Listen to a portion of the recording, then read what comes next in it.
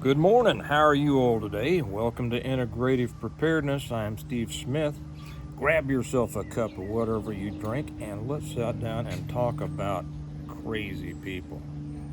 Should we? Do you know any crazy people? Probably. Probably, I think everybody does. There's plenty of them around, right? And, but some people are crazy all the time and you can spot it. And some people aren't. Some people kind of travel under this guise of normality for a while, and their crazy just pops up every now and then.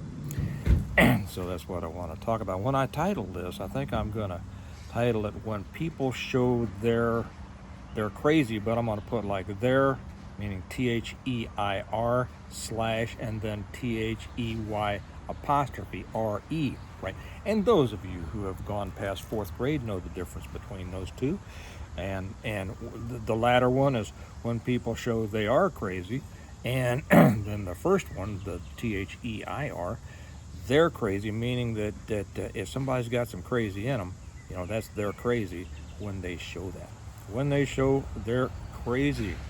By the way, just to remind you that this and all of my videos are brought to you by my books, the Stonemont series, the complete guide to preparing for, surviving, and rebuilding after a total collapse of everything.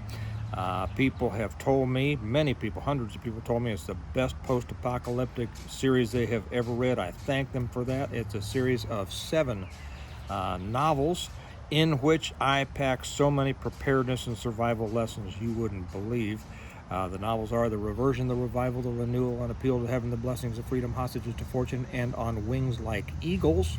And you can get them a couple of different ways. You can get them through Amazon, and that link's down below, or you can get them a better way, the way that I really like you to, if you don't mind waiting a little bit. That's the caveat, and that is directly through from me through our website, stonemont.us.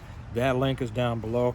A word of warning on that is that we're trying to catch up, but we are about a month or so behind order fulfillment. We are just now fulfilling orders that came in May because we've been so overwhelmed with orders. I thank everybody for that. And if you are willing to wait just a little bit until you get them, I love it when you get them from me because I sign each one for you and I write a little note in each one for you. If you buy the whole set, which is how probably 95% of people do it, you get a discount because we save money on our shipping and handling, and then we pass that on to you.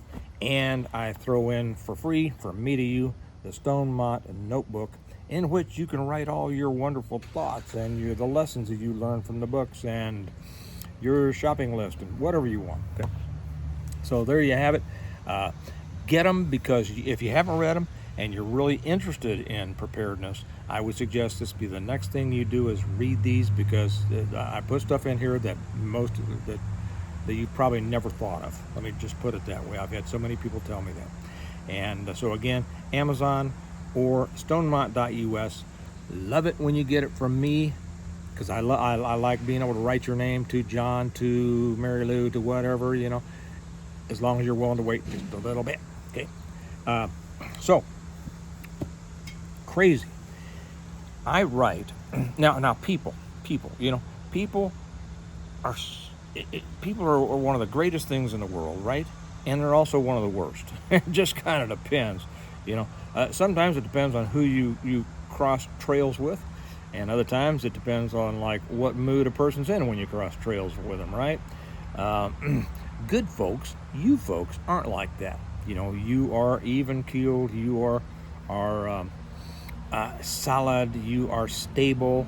And I know that because you're watching this channel, right? And though that not everybody's at that, and where people can be some of the best things in the world and some of the worst things in the world, that's even exacerbated when it comes to preparedness, or in a survival or a collapse situation, or even a semi a less than total collapse situation. So it's important, number one, to be able to identify crazy, and number two, to be able to handle it properly, right? Okay. I had a I had a comment on, and what made me think about this, I had a comment on my last video, the one I think I made about God, family, and friends. Yeah, you can get this. You can get this mug on the website too. Let me take a sip. God, family, and friends. And you know, it wasn't a huge video because it wasn't about the collapse of the world and everything, but it was an important message. A lot more important than just all the scary things about, oh my gosh, you know, Epstein files and you know, whatever. And I got some good comments, and then somebody came on and just, I mean, tore me apart with a comment. It's all you boomers' fault. It's this and that. I mean, it was just vitriolic. And, you know, vitriol, you know, bitter, hateful criticism, right? And I thought, man, this person just wandered by, you know. Occasionally, we get those occasionally, you know, people that aren't a normal part of our community here, and they're just mean. You know, they're out there. And I said, wow, man, this person is really, I mean, they have shown it, right? They hate me. And so I went to where I can go to see if they've ever left another comment before, you know.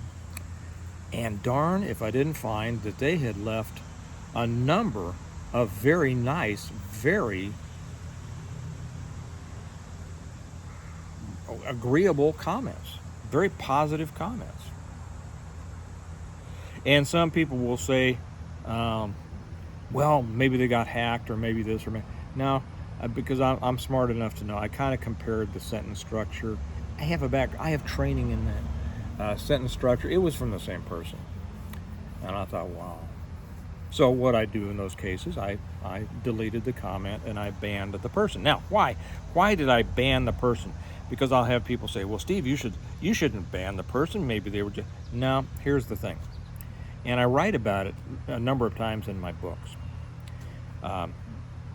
When a person brings up a problem, and let me use this example, and this comment was a perfect example, and this video isn't about that comment. It's about, you know, this is indicative of what many people are. You've probably known people who, for the most part, they can just go along and go along and go along, and everything's fine, and then just something, man, I mean, just something will set them off. We don't know what it is.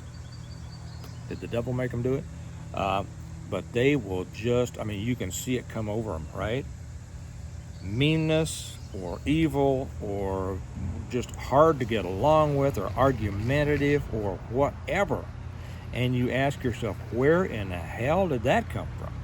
And maybe it came from hell. Where in the world did that come from? When that happens, you have a choice to make.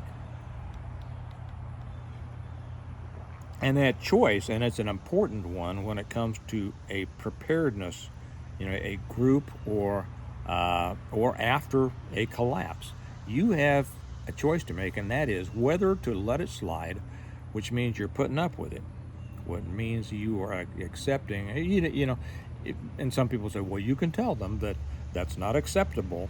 Well, if a person has that in them, they have it in them, okay? And you telling them that's unacceptable, don't do it again, what that essentially does is tell them to be careful, you know, for a while. But that seed is in them. It's going to come up. It's going to erupt again. That weed will grow again. And the way you do is you pull out that weed. The way you handle it, you pull out that weed. I talk about this in my books quite a few times. You know, those of you who are familiar with, who have read the Stone Mott series, some of you have said those are their favorite scenes, when somebody comes out and, you know, and not by mistake, not because they're having a bad, but just comes out and tries to start trouble, and how Stone Mott handles that. And they handle it immediately, and definitively. I have always said, and I know I'm a little more hardcore than many, I don't let trouble get a foothold. I don't let trouble get a start. When trouble shows itself, I like to take care of it right now. And because that's the easiest time to take care of it, right? Take care of a problem when it's small. And too many people allow those problems to build and build and build and build and build. And what you're doing is you're telling that person, okay, you can get away with this behavior, okay, and if you do that, they're going to push. You can be sure that that is not the extent of their bad behavior. You have not seen how bad their behavior can be yet. You have seen what it was then. And if you let that go, if you ignore it, the next bad behavior from them is going to be worse and worse and worse until it finally gets to the point to where really drastic measures have to be taken to solve that problem. And my solution is always to take care of it right now and for once and for all. Once and for all. Okay, dig that thing out and throw it away. And so, like I said, many people who have read the Stonemaw series said that those scenes where I showed how to handle certain situations were some of their favorite scenes because you don't see it enough here in real life, right? You don't see it. People put up with crap. They just let things slide. And as a result, they can ensure that that the behavior that they didn't like is going to grow. By the way, I'm putting together, and here's a audience participation thing you might be interested in. I'm putting together a book. It'll take, it's going to be 365 sayings, and they're going to be the sayings from Stonemaw. Maybe most of them from Jim Wyatt, maybe some from other characters, something like that. And there will be one for each day of the year. And one that I just put down was one from Jim Wyatt, and he says, when a problem presents itself, take care of it now, and take care of it, like I said, definitively. Because if you don't, you're going to have to take care of a bigger problem later. Those are words to live by.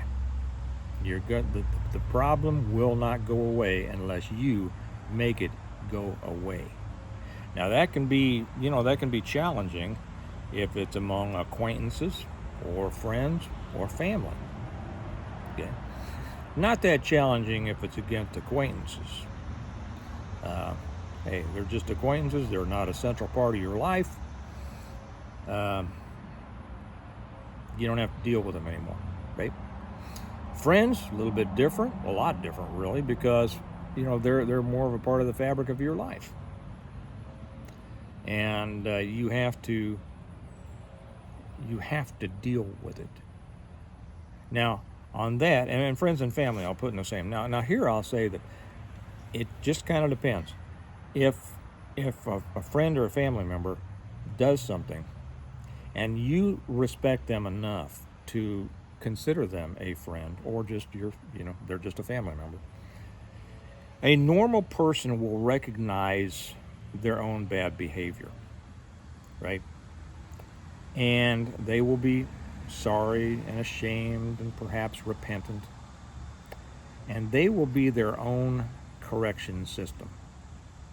So when a friend or a family member shows a crazy, you very often silence is the best way to meet it, and just let it sit there. Let it simmer. Let that person realize. Don't escalate it. Well, you can. If this has been a pattern with somebody through the years, I slam dunk it right now. Bam. But if it's a normal situation, let them simmer in their own knowledge that they just went outside the lines. And good normal people will self-correct. Like I said, they'll be ashamed, they'll be sorry, They'll come to you later and say, yeah, I'm sorry, I shouldn't have said that. Okay, good. Hey, we all have bad days. We all make mistakes. None of us are perfect. You know, we're all asshats at times, right? Simple. But if that's not the situation, or if a person continues with their behavior, you have to take care of it. And when they show they are crazy, or when they show they're crazy, it's because it's only a crazy person that wants to start a fight that they don't have to start.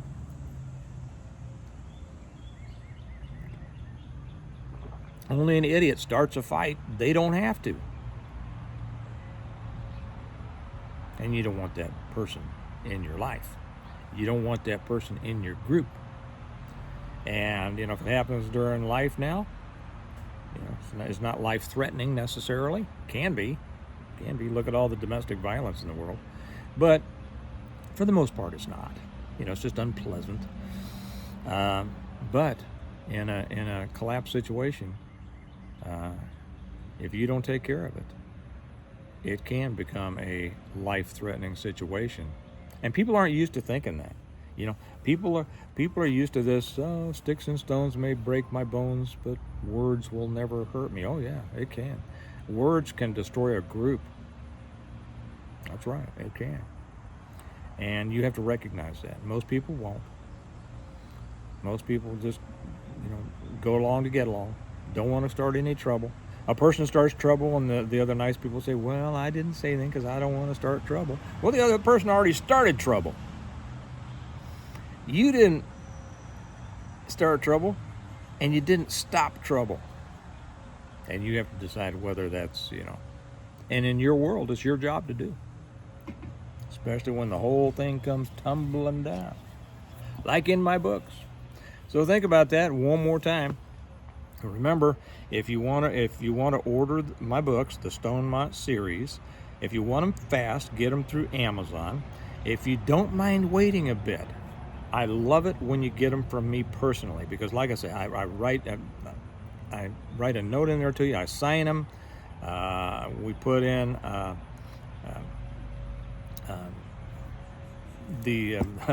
sorry, I had somebody walk by, and I put in the Stonemont notebook. We send them to you at a discount. You'll love them. You will learn more than you can imagine while just being caught up with the story.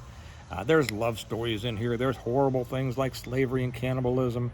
There are justice situations, how to handle situations, how really, it's all about preparedness. It is uber preparedness, and you will learn without realizing that you're learning. So if you haven't read them, get them. You will love them. And I will love sending them to you. I will love signing them to you. So think about that.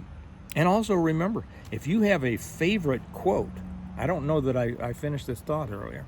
If you have a favorite quote from the Stonemont series, those of you who have read it, you know, from Jim or anybody else, would you send them to me? I would love to know that. I would love to know your favorite quote or quotes. Hey, if you got 10 of them, send me 10. I don't mind. I love it. You know, I'm gonna come up with 365 to put in there. So let's get your favorite one in there. May as well, right? Okay. All right. Hey, you all remember, like we always say, that we prepare well today in order to live well tomorrow. Part of that preparation is making sure that your group is tightened up with only well-behaved people, right? Take care of problems when they're little, because it takes a lot less to handle them when they're little than when they get, if you let them get big. It's just like a leak in your roof, right? Okay. You all have a good day. Do something good today. Enjoy the day that God has given us, and I'll talk to you later. Bye-bye.